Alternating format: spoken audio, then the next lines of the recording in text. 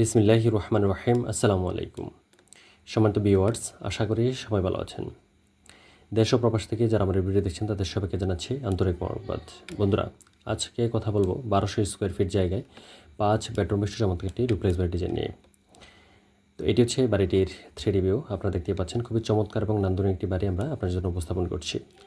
তো ডুপ্লেক্স বাড়ির স্বপ্ন আমরা সবাই দেখি, কিন্তু সঠিক গাইডলাইন এবং পরামর্শের অভাবে আমরা সেই স্বপ্নটাকে বাস্তবায়ন করতে পারি না। বিশেষ করে আমাদের প্রবাসী ভাইরা হাড়ভাঙা পরিশ্রম করে টাকা পয়সা ইনকাম করে একটি স্বপ্ন দেখেন ডুপ্লেক্স বাড়ি তৈরি করার, কিন্তু মিস্ত্রিদের ভুল পরামর্শ এবং ভুল প্ল্যানের কারণে তাদের সেই স্বপ্নটাকে তারা তাদের মন মতো করে বাস্তবায়ন করতে পারেন না। সারা জীবন তাদের এটি দুঃখের কারণ হয়ে দাঁড়ায়। তো আজকের বাড়িটি উপস্থাপন করছি যাতে করে আপনারা ছোট্ট জায়গার মধ্যে আপনার স্বপ্নের বাড়িটি তৈরি করে বসবাস করতে পারেন। তো বন্ধুরা, এটি 3D ভিউ। আজকের ভিডিওতে আপনাদেরকে আরও দেখাবো বাড়িটির ফ্লোর প্ল্যান, কলামের সংখ্যা এবং এই বাড়ি তৈরি করতে টোটাল কী পরিমাণ বাজেট লাগে তার হিসাব। তো বন্ধুরা, আপনার সম্পূর্ণ ভিডিওটি মনোযোগ সহকারে দেখলে আশা করি আপনার স্বপ্নকে বাস্তবায়ন করার জন্য সঠিক একটি সিদ্ধান্ত নিতে পারবেন।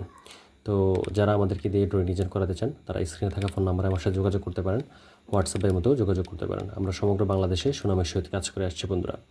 তো 3D ভিউতে আপনারা দেখতে পাচ্ছেন ফ্রন্টে আমরা দুটি রাউন্ড শেপের কলাম দিয়ে একটি পোর্চ প্লেসমেন্ট করেছি। তার দুই পাশে আমরা দুটি ব্যালকনি প্লেসমেন্ট করেছি। আমরা গ্রাউন্ড ফ্লোর এবং ফার্স্ট ফ্লোর দুটি ফ্লোরে আমরা ব্যালকনি দিয়েছি। আর আপনারা যদি চান যে দোতলাতে ব্যালকনি দিবেন, নিচতলাতে অফ করে দেবেন, সেটাও আপনারা করতে পারেন। উপরে আমরা প্যারাপেট ওয়ালগুলোতে কিছু ডিজাইন করেছি। আপনারা চাইলে সেম ডিজাইনগুলো করতে পারেন অথবা এগুলো বাদ দিয়েও করতে পারেন। জানলাগুলো আমরা খুব সিম্পল ডিজাইন করেছি বক্স সিস্টেম করে। আপনারা চাইলে সেম ডিজাইন করতে পারেন। আর ব্যালকনি এবং পোর্চের যে ডিজাইনগুলো আছে এগুলো চাইলে আপনারা সেম ডিজাইন রেখে বাড়িটির কাজ করতে পারেন। এতে করে আপনাদের খুব বেশি টাকা খরচ হবে না। তারপর হচ্ছে আমরা এখানে কিছু ডিজাইন করেছি, চাইলে আপনারা সেম ডিজাইনের কাজগুলো রেখে কাজ করতে পারেন। তারপর হচ্ছে আমরা পোর্চের নিচে কিছু কাজ করেছি ডিজাইনের, চাইলে আপনারা এই কাজগুলো করতে পারেন বা এগুলো বাদ দিয়েও করতে পারেন। আর হচ্ছে ওভারঅল বাড়ির কাজটা আমরা খুব সিম্পলভাবে করেছি।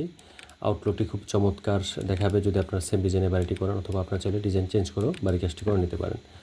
তো বন্ধুরা, এখন আমরা চলে যাব হচ্ছে বাড়িটির ফ্লোর প্ল্যানে। তো এটি হচ্ছে বাড়িটির গ্রাউন্ড ফ্লোরের প্ল্যান, আর এটি হচ্ছে ফার্স্ট ফ্লোর অর্থাৎ দোতলার প্ল্যান।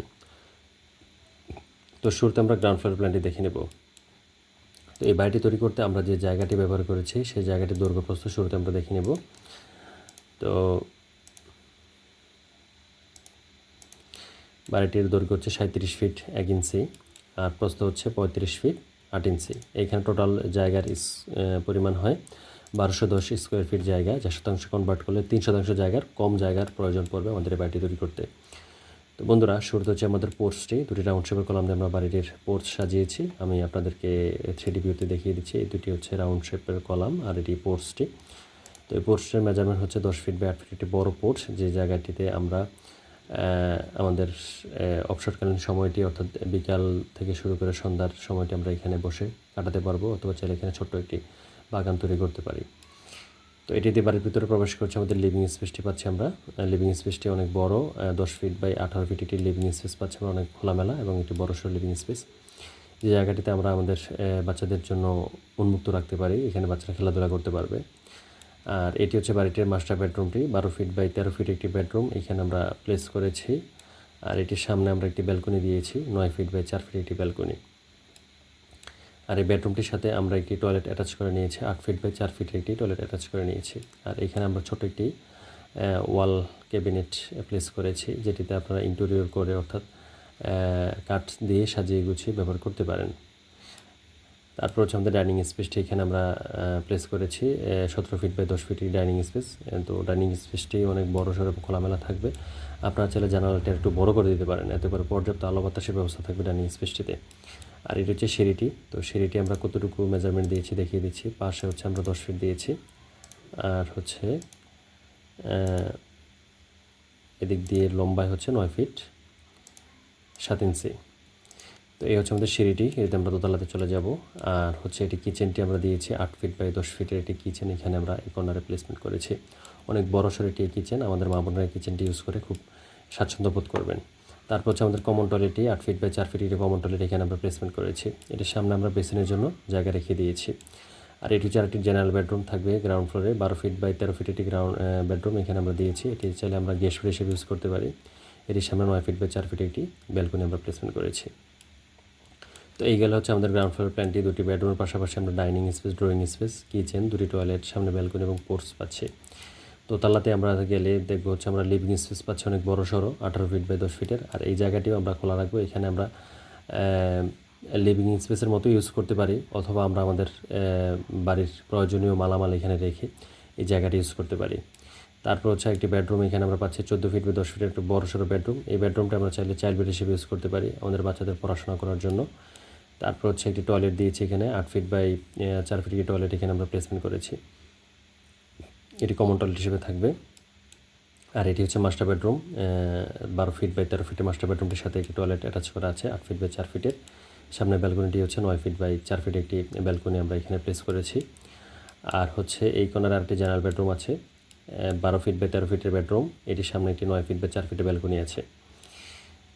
তো এই হচ্ছে আজকে বাড়িটির প্ল্যান আমাদের। আর পোস্টটি যথারীতি থাকবে 10 ফিট বাই 8 ফিটের পোস্ট।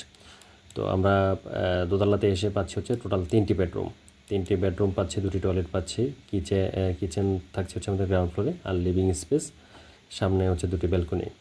তো এই হচ্ছে বন্ধুরা আমাদের বাড়িটির প্ল্যান। তো আপনারা যারা এরকম ছোট জায়গার মধ্যে 5 বা 6 বেডরুমের ডুপ্লেক্স বাড়ি তৈরি করার স্বপ্ন দেখছেন, বা আপনাদের প্ল্যান আছে বাড়ি তৈরি করার, আপনারা চাইলে এই প্ল্যানটি ফলো করতে পারেন, অথবা আপনি আপনার জায়গার আলোকে বাড়ির প্ল্যান সাজাতে পারেন। আর আমাদেরকে দিয়ে ড্রয়িং ডিজাইন করাতে চাইলে স্ক্রিনে থাকা ফোন নাম্বারে আমাদের সাথে যোগাযোগ করতে পারেন। আমরা সমগ্র বাংলাদেশেই সুনামের সাথে কাজ করছি বন্ধুরা। তো আপনাদের সাথে কিছু কথা হচ্ছে, যারা ডুপ্লেক্স বাড়ি তৈরি করবেন তারা কখনোই মিস্ত্রির পরামর্শ নিয়ে বাড়ির কাজ করবেন না। একজন দক্ষ ইঞ্জিনিয়ারিং টিমের সাথে যোগাযোগ করবেন, করে বাড়ির ড্রয়িং ডিজাইন থেকে শুরু করে স্ট্রাকচারাল, আর্কিটেকচারাল এভরিথিং সব কিছু কমপ্লিট করে মালামাল হিসাব নিকাশ বাজেট তৈরি করে আপনি একজন মিস্ত্রি বা কয়েকজন মিস্ত্রির সাথে কন্ট্রাক্ট করে একজন দক্ষ মিস্ত্রি নিয়োগ দিবেন। যেমন বাড়ি তৈরি করতে একজন দক্ষ ইঞ্জিনিয়ারের দরকার, ঠিক তেমন কাজটাকে ভালোভাবে কন্টিনিউ করার জন্য একজন দক্ষ মিস্ত্রির দরকার আছে। তো নিয়োগ করে আপনি কাজ শুরু করবেন। এতে করে আপনি যেমন একটি সুন্দর বাড়ি তৈরি করতে পারবেন, এবং আপনার বাড়ির কাজটিও দক্ষ মিস্ত্রি সুন্দর করে ফুটিয়ে তুলতে পারবে। তো বন্ধুরা, এই বাড়িটি তৈরি করতে টোটাল কয়টি কলাম লাগবে? এই বাড়িটি তৈরি করতে সামনে 4টি কলাম লাগবে, মাঝখানে 4টি কলাম লাগবে, পিছনে 4টি কলাম লাগবে। টোটাল 12টি কলাম হলে আমরা বাড়ির কাজটি কমপ্লিট করতে পারবো। আর সামনে 2টি রাউন্ড শেপের কলাম থাকবে। টোটাল 14টি কলাম হলে বাড়ির কাজটি খুব সুন্দর এবং সেরূপে শেষ করতে পারবো ইনশাল্লাহ। তো এখন যাবো হচ্ছে আমরা বাজেটের দিকে।